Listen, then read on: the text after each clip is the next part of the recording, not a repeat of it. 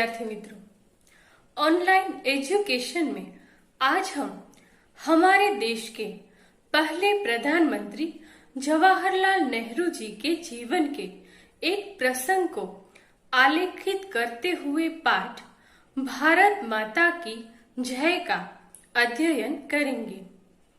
इस पाठ का अध्ययन करने से पूर्व जानते हैं इसके लेखक पंडित जवाहरलाल नेहरू जी के बारे में। पंडित जवाहरलाल नेहरू स्वतंत्र भारत के पहले प्रधानमंत्री होने के साथ आधुनिक भारत के निर्माता भी थे।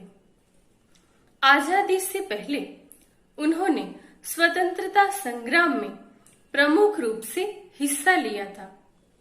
इसके चलते उन्हें कई बार जेल भी जाना पड़ा था। आजादी के बाद जब उन्होंने देश के पहले प्रधानमंत्री के तौर पर कुर्सी संभाली तो शिक्षा से लेकर औद्योगिक विकास जैसे तमाम मोर्चों पर उन्होंने उल्लेखनीय काम किया, जो एक तरीके से नींव को मजबूत करने जैसा था। जवाहरलाल नेहरू का जन्म 14 नवंबर 1889 को इलाहाबाद में हुआ था। उनके पिता पंडित मोतीलाल नेहरू नामी वकील थे। उन्होंने जवाहरलाल नेहरू को 15 साल की उम्र में पढ़ाई के लिए इंग्लैंड के हैरो स्कूल भेज दिया और बाद में कैम्ब्रिज विश्वविद्यालय में दाखिला कराया। साल 1912 में पंडित नेहरू अपनी पढ़ाई पूरी करके स्वदेश लौटे। नेहरू भारत लौटकर कांग्रेस में शामिल हुए। भारत लौटने के बाद वे स्वतंत्रता संघर्ष में शामिल हो गए। गांधी जी से प्रभावित होकर साल 1919 में वे भारतीय राष्ट्रीय कांग्रेस में शामिल हुए।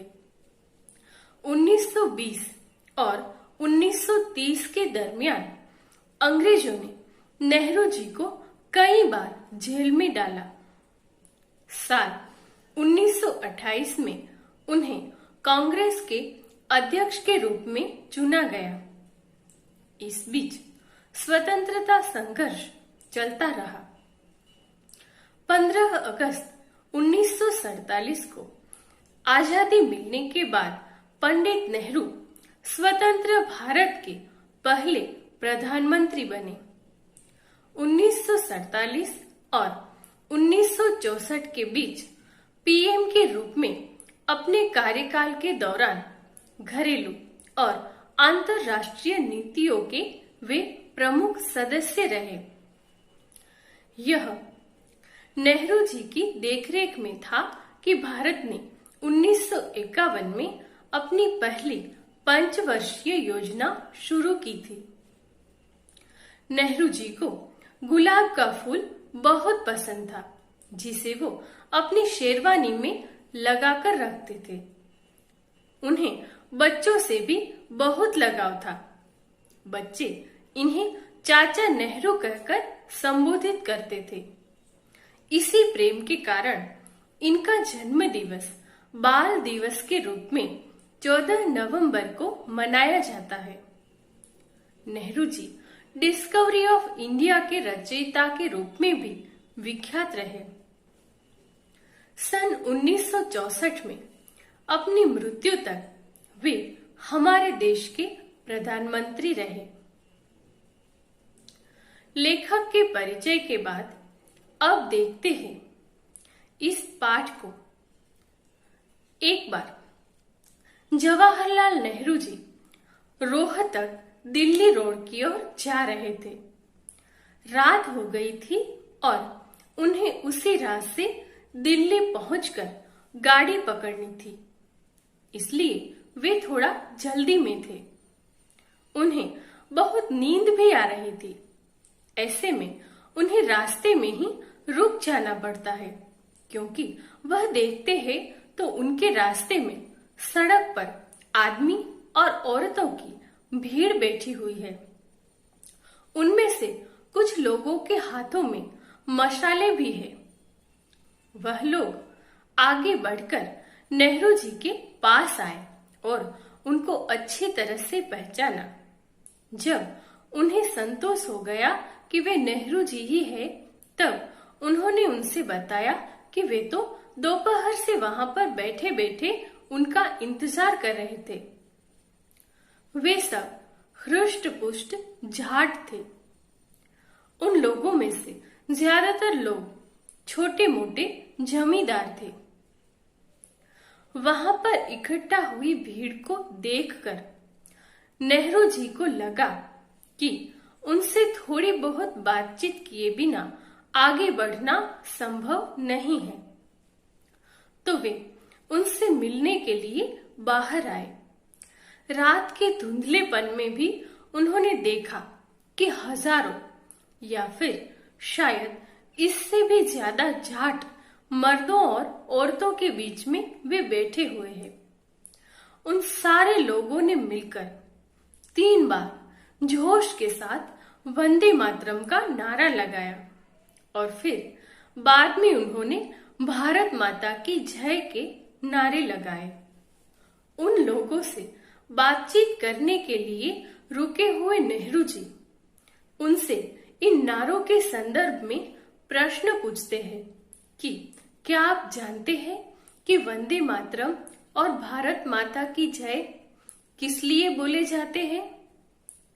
वे पूछते हैं कि आपको पता है कि इसका क्या अर्थ है?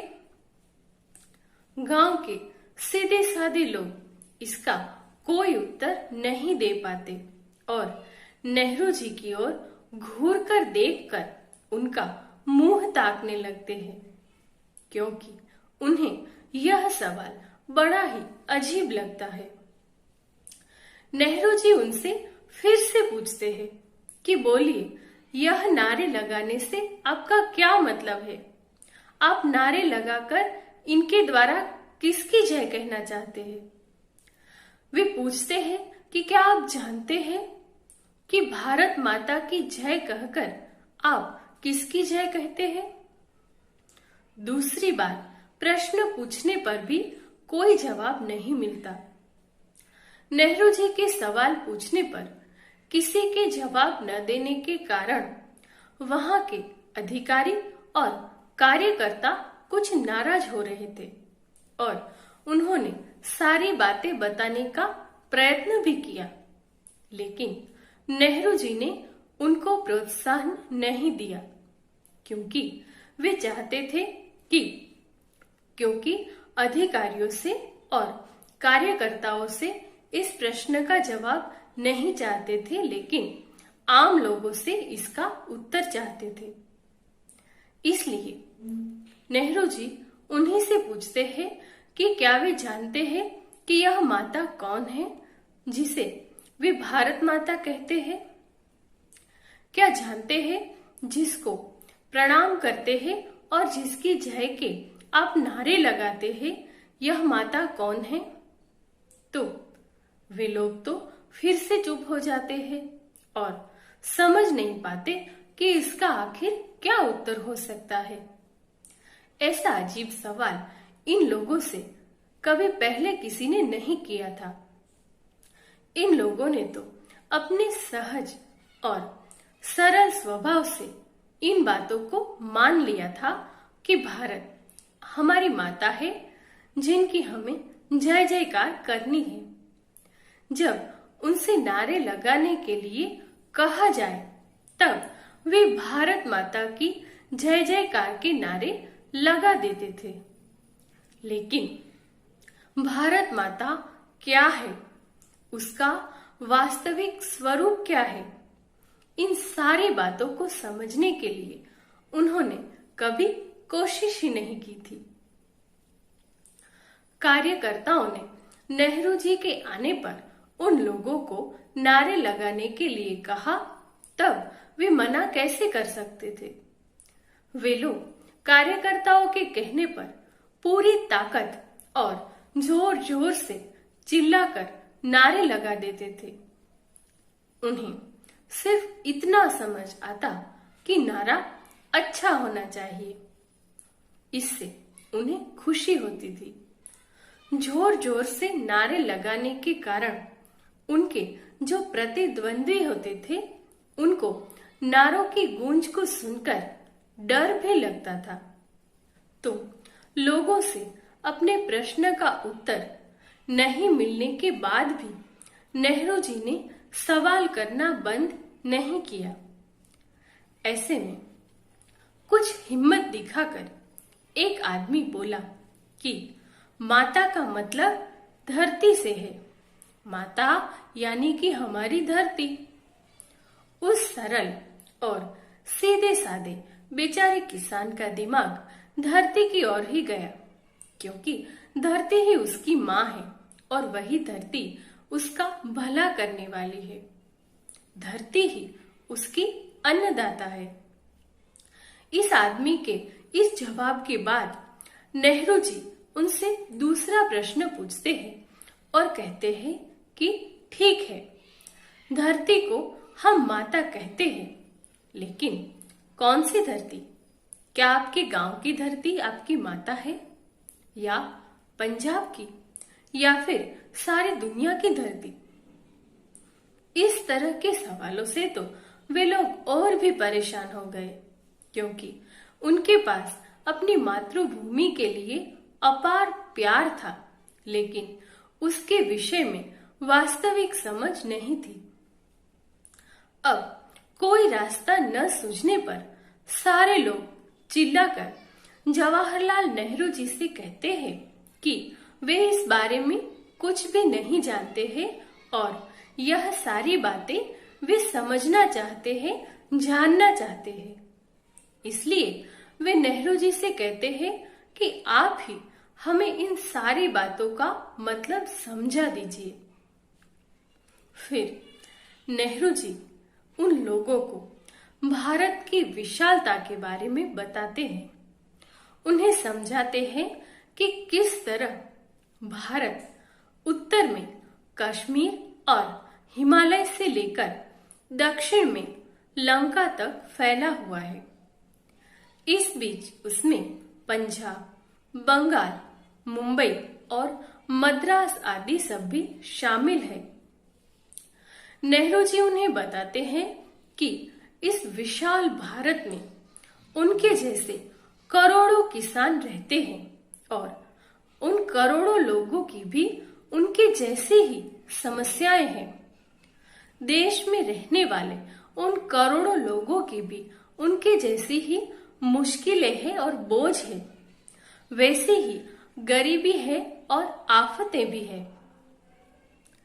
भारत देश उन सारे लोगों के लिए भारत माता है जो कि इस देश के निवासी है, इस देश में रहते हैं और जो कि इसके बच्चे हैं। जैसा कि हम अक्सर तस्वीरों में देखते हैं कि धरती